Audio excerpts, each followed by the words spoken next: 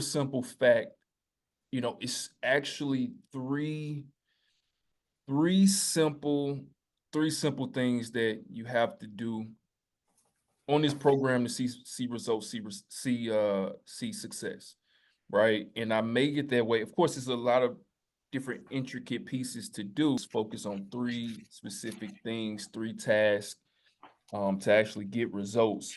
And if you can do that, you're gonna see progress. It's inevitable that you want. Unveiling victory. All right.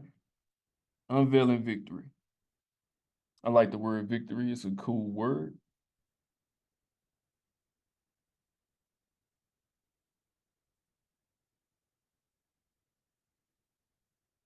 So pyramid, all right? At the top, and there's three parts to it, of course.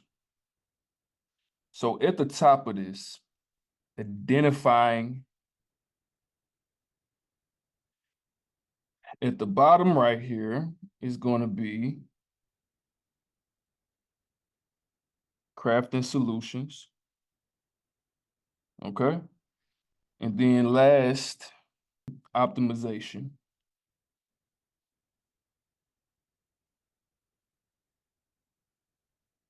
All right, so let's jump into it. So basically, if you look at identifying all the pitfalls that we fall into when it comes to this journey, okay? The main thing that I see, this is the main thing, one of the main things, all right, is going to be, I remember when I was like 7 years old, right? 6 or 7. I'm gonna say 6 because to make the story a little bit better. But me and my friends on one day we went up to the pool. We stayed in some apartment complexes. We all went up to the pools. Like the first day, the pool was open, and as soon as we got into the pool, all my friends they jumped in the water, splashing around. It's a sunny day. Everybody out there laughing and just having a great time. And I thought to myself, as soon as we walked in there and I seen all my friends jump into the water, that, oh no, I don't know how to swim. Right? It dawned on me right in that moment that I didn't know how to swim. Right? So I didn't want to, make the day all bad or about me. So I, held that in and just told them, my mom said I can't swim with y'all today. So I just sat on the sideline. So I didn't ruin the day, so to speak. But that day I made a pact to myself that I would learn how to swim. And the next time we go swimming, next time we go to the pool, I'm gonna be able to know how to swim. So from that day forward, for the next 2 weeks, without any training, without any teachers, me 6 years old, I would go up to the pool every single day, every morning, without my mom's permission, right? She didn't even know about this. I told her about this a couple of weeks ago. She was like, "You did what?" No permission, and I self-taught myself how to swim for 2 weeks straight. I started in the 3 feet, learn how to float, learn how to swim, doggy paddle. And I taught myself how to swim. Contrary to popular belief that Black people can't swim, I negate that criticism. Okay. So the next time we went to the pool, I was able to dive straight in. I jumped in the pool before all my friends, and everyone's clapping, and like it was kind of like a movie scene almost, right? But I tell this story to say this: I identified the pitfalls before it even happened. When I was teaching myself how to swim, I said, okay, I need to learn how to float or trail water. I don't know if you know what trailing water is. That's when you just keep yourself above water, right? I learned how to float. I identified the pitfalls and I kind of self-taught myself how to swim.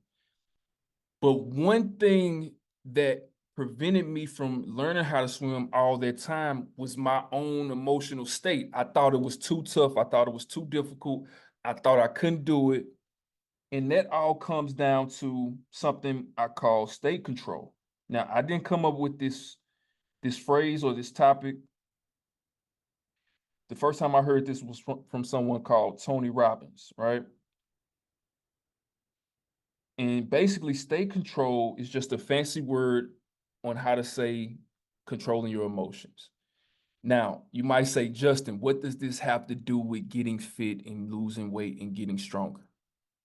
Well, if I were to ask you how to lose weight, you can tell me. Anyone can tell you. Anyone can Google it. Anyone can go to the gym and yeah, it's working out, it's eating right, it's doing the right things more times than doing the wrong things, right? But why are so many people struggling with this? It's because of state control. It's because it's hard to stay consistent at the right things. And reason why it's hard to stay consistent is because of your emotional state. We have bad days, we have good days. We have days where we're stressed out, we have days where we're motivated. So these emotions are constantly changing. It's like the seasons, it's like the winter. Yesterday it was 10 degrees outside and I hated myself. No, I'm just kidding. I didn't hate myself. And today it's like, how many degrees it is? It's 37. It's still not hot, but it's better. So that's how your emotions are. So we have to understand state control. That way we can identify what's keeping us from actually accomplishing our goals and staying consistent. And it's three ways to control your state or control your emotions. It's three ways, right? So the first way is your body, all right? I was about to say physiology, but I didn't want to spell that out. Is your body, right? Change the way you're moving, right? If you're sitting down, stand up. If you're standing up, go for a walk. It's your physiology, right? That's the first way to change your state. Harvard did a study with a group of people trying to understand state control, right? Understand our emotions. And it's a pose called the Wonder Woman pose or the Superman pose. Think about Superman when he has his arms on his side, standing up straight like this with a smile on his face. It's called the Superman pose. And they did a study where they took like 50 people and they didn't tell people, about this pose or about state or about emotions. They didn't know that part. So it was a blind study. They took 25 people and made them do the Superman pose. Then they took 25 people and made them, just slouch over and just, with their head down or whatever the case may be. And the people who did the Superman pose, after only 3 minutes of doing that, their testosterone went up 50%. Their dopamine went up 25%, and all-cause stress hormone went down 50%. Now, if you don't know what dopamine is, that's the happy chemical. When you feel happy, you got a lot of dopamine in your system, right? Only 3 minutes of changing their body and doing the Superman pose, right? Now, I'm not telling you to walk around looking acting like Superman all day, but I am telling you, if you are feeling down, it's going to be very difficult to identify your pitfalls and understand why you're not doing what you're supposed to do. So you have to control your state, and your body is the first way to do that. Number two is environment. All right. Now, environment can mean the people that you're around, or it can mean the place that you're in, right? If you work from home, go to a coffee shop. If you work in the office, on your break, go for a walk. Change your environment up some. And also environment means people, right? A quote that I love by Jim Rohn, he says, we are the average of the 5 people we hang around most. You're the average of the 5 people you hang around most. So the people that you're around, do they support your journey? Do they know what you're doing? Are they happy for you? Right? Or come into these calls every Friday so you can be around like-minded people, so you can have that piece of the puzzle dialed in. All right. And the last one is focus. Where focus goes, energy flows. Whatever you focus on, you're going to feel. If I tell y'all right now, Imagine imagine a little puppy right now walking up to you saying, and the puppy just died. You're gonna first off, you see it, and then you're gonna feel that. Oh, little puppy. Don't say that, Justin. Don't worry, it's no puppy around here. No puppy just died. It's all in your imagination. But also, if I tell you to imagine a time where you accomplished a goal or did something happy or was around family that you love, you will see that and you will focus on that, and that will change your focus and it'll change your emotional state. So I hope this is making sense so far, but it's super important. Before you can identify your pitfalls, you have to understand your state and control your state and stay and prevent yourself from being in a negative state. Because if you're in a negative state, you're just gonna go eat a whole bunch of donuts. You're just gonna go eat a whole bunch of chips. So you have to understand this part first. All right. So next is creating solutions. Right. I'll give you another story real quick. 15 years ago, I was like 17, 18. But one of my neighbors back then, his name was Chris. We used to go over there, we used to chill, play video games and all that. And he was a contractor. Like, he used to work on roofs. But one day he fell off a roof, and I was about to say he was okay, but he wasn't okay. He hurt his back, and so he didn't work anymore, and he ended up getting on certain pills, right? Because if you hurt your back, that's like chronic pain. But he told me a story one time about him taking I'm not endorsing this activity that he's about to tell me. I'm just telling you the story. I'm just relaying the story of him taking some pills. We're gonna leave the name of the pills unknown. Also taking some acid. All right. Preface this story with, he said, if you ever take acid, like I'm really gonna do that. Anyway, he was like, if you ever do that or take mushrooms or ayahuasca, all these different things, these hallucinogenic things, he was saying that you need to have a plan. You have to craft a plan out to do that. Be around right people. Don't leave out your house. Stay in your house. That was a red flag already. You like, gotta stay in your house? This is weird. So he told me one time where he took some acid and some mushrooms and some pills. And he said that he ran out of cigarettes, so he had to go to the store and get some cigarettes, right? So he goes to the store. He was like, I know I'm not supposed to leave, but I need some cigarettes. So I just went on ahead and went to the store. So he went to the store, got the cigarettes, and then he said that he got back in his car. Everything is normal. Everything is fine. Super high on mushrooms. So he get in his car. He's leaving out of the store parking lot. He gets around the corner, gets to the red light. While he's at the red light waiting, he said he looks over to his right and he sees Fred Flintstone pull up right next to him. And he was like, it was so vivid that he felt the gravel in the rocks hit him in the eyes. He was like, it was so real. And he said he was so scared that he ran the red light, drove like 100 miles an hour back to his house, ran into the house, locked the door, stayed in there for like 3 days. Right? I say all that to say this. If he would have had a plan, he wouldn't have had to leave out the house. He wouldn't have had to leave out the house and go through that dramatic experience. Same thing with you.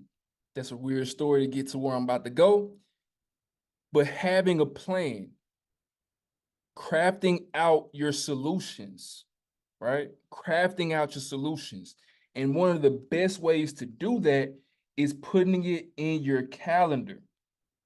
I use Google Calendar, right? I use Google Calendar. It's the best one that I use. Putting what you have to do in your calendar, right? Put it in your calendar. That way you know exactly what you have to do, when you're going to do it, and it's there. And set a reminder, set a reminder in your calendar, right? Now you might be saying to yourself, I don't know I don't have enough time or time is a factor, I did a whole presentation on it's called a time exercise. Matter of fact, I'll send that link to that 5-minute video to all y'all, to everybody after this call. So you can find how much time you actually have. And every time I did this exercise, it comes out that everybody has at least 10 to 20 hours a week that they didn't even know they had. Right. So time, well, I mean, actually, not time, putting it in your calendar. And also you can just go into the app and put it in your calendar, what you have to do for that day. And also you can keep up with what you have to do. So don't just be trying to do it on a whim, or you can download Google Calendar too and use that. It's super useful. I use it. And also I believe it links to the app as well. But you don't have to download Google Calendar. I'm just saying. But if you want to optimize it and maximize it, probably be a good thing to use. Put a 1 in the chat if this is, if I'm making sense. Does all this make sense? So last but not least, optimization. Okay, optimization. Now, what is optimizing? Right? What is optimizing? Well, tracking progress.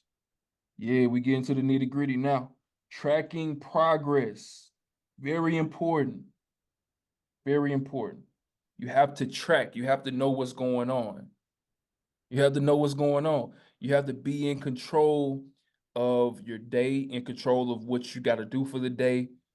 All this important, but also you have to track it. Okay?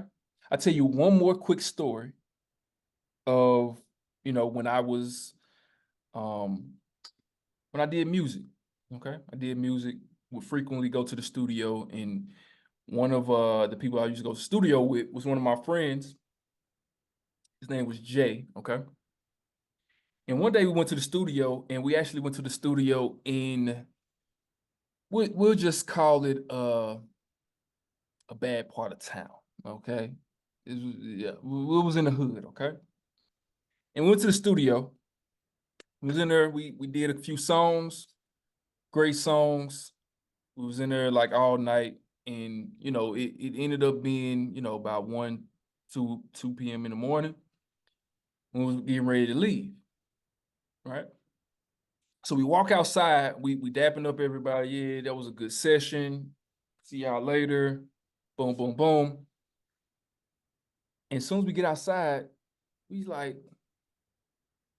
hey Jay, where your car at? I don't know if you ever seen the movie like, dude, where's my car? That's how I felt. Dude, where's your car, man? Where's your car? The car was gone. It vanished. It was out of there. Adios. Gone. Like we didn't know where it was. And the first thing that popped into our minds was, look, we are in the hood. Somebody came around here and stole this car. So the guy's studio that we was at, we hopped into his truck. We started driving around looking for the car, and we was out there driving around about 30 minutes until my friend Jay looks over to me and he says, oh man, I think the repo came and got my car because my I'm late. I didn't pay my car note. Right? We all drive back and we realized that nobody stole the car. He just, didn't pay his bill. Okay. But he would have known that if he was tracking his progress, what I'm trying to say, right? He would have known that if he was tracking his progress. Now, what do y'all have to track every single day? 3 things. Go back to the 3 things that I was just talking about. So your meals. Number 2,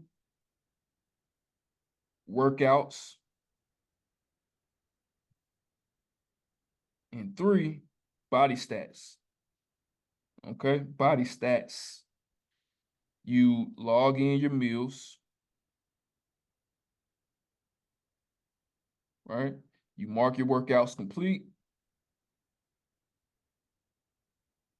Okay. And, weigh in.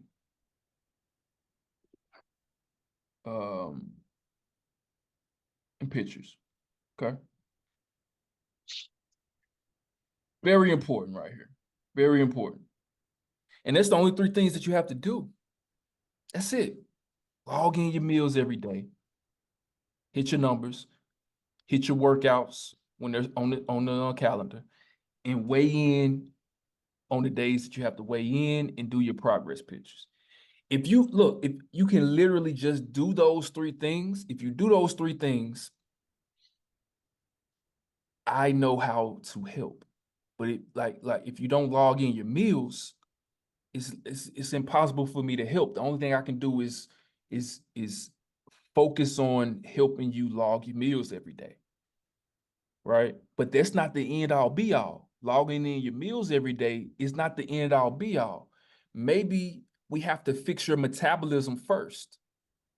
But if you're not hitting your nutrition goals, I can't help you fix your metabolism. Right? So that's just the first thing. Then you have to make sure you're hitting your workouts. Right? Because you want to make sure you're building muscle and losing weight. Right? So you can make sure the majority of the weight that you lose is fat instead of muscle. Then last but not least is your body stats. You can be doing the first 2, but if you're not weighing in or doing your pictures or doing your measurements, we don't know if what you're doing is even working or not. Right? We can just go off of word of mouth. I gotta go off of what you tell me. Even though I believe you. Of course, I believe everything you tell me. But I just want to, I trust, but I want to verify. Okay. I trust, but I want to verify. Just these 3 things. That's completely it. That is it. I promise you. If you are hitting your nutrition goals every single day, you are going to get to your goals 100% of the time. I promise that. That's a guarantee. That you could take that to the bank. And my credit is good. All right. I hope this helped, because I really want to emphasize the 3 points again. Number 1 is identifying the struggles. But in order to identify what's going on, you have to be in the right state, right? You have to be in the right state of mind. So you have to understand how to control your state, control your emotions. If it's 90% of people out here in the world don't know how to control their emotions. 90%. I hear it all the time. She made me mad. Oh, the weather is terrible. I just got through talking about it, but it was more of a joke. It was more facetious, right? I was saying, oh, I was super upset and angry last couple of days because it was 10 degrees. I got great central heat. I was okay. All right. But there was a lot of people out there that was saying, hey, this is crazy. The heat, the cold, I'm mad. Some people get upset and angry when it rains. Don't they know we live on planet Earth? Like, this is Earth, right? It's going to rain from time to time. It's something called precipitation. Okay. So you have to understand how to control your state.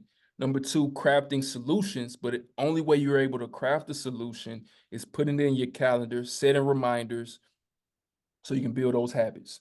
Then last is tracking the progress, hitting your meals, hitting your workouts, body stats, weigh-in pictures.